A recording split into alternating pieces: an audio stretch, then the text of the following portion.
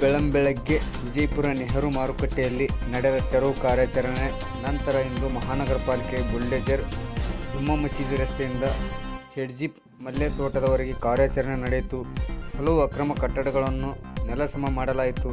ಕುಂಬಾರಗಲ್ಲಿ ಮುಖ್ಯ ರಸ್ತೆ ದೇವಟಗೇರಿ ಗಲ್ಲಿ ಕ್ರಾಸ್ವರೆಗೆ ತೆರವು ಕಾರ್ಯಾಚರಣೆ ನಡೆಯಿತು.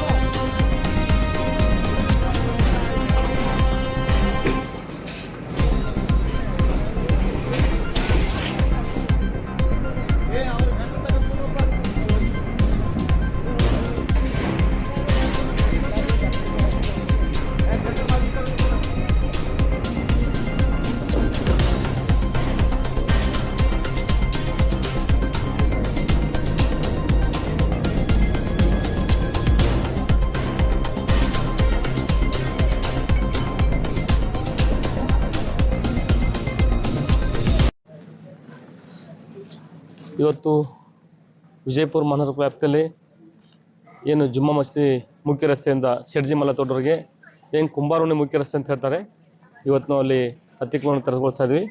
ಈಗಾಗಲೇ ನಾವು ರಸ್ತೆ ಕಾಮಗಾರಿ ಕೈಗೊಂಡಿದ್ವಿ.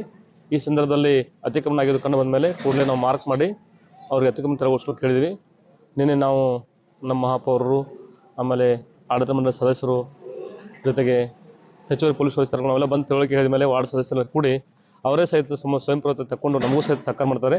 ಯಾರು ತಗೊಂಡಿಲ್ಲ ಅಂತ ನಾವು ಇವತ್ತು ಪಾಲಿಕೆಯಿಂದ ತೆರವುಗೊಳಿಸ್ತಾ ಇದ್ವಿ.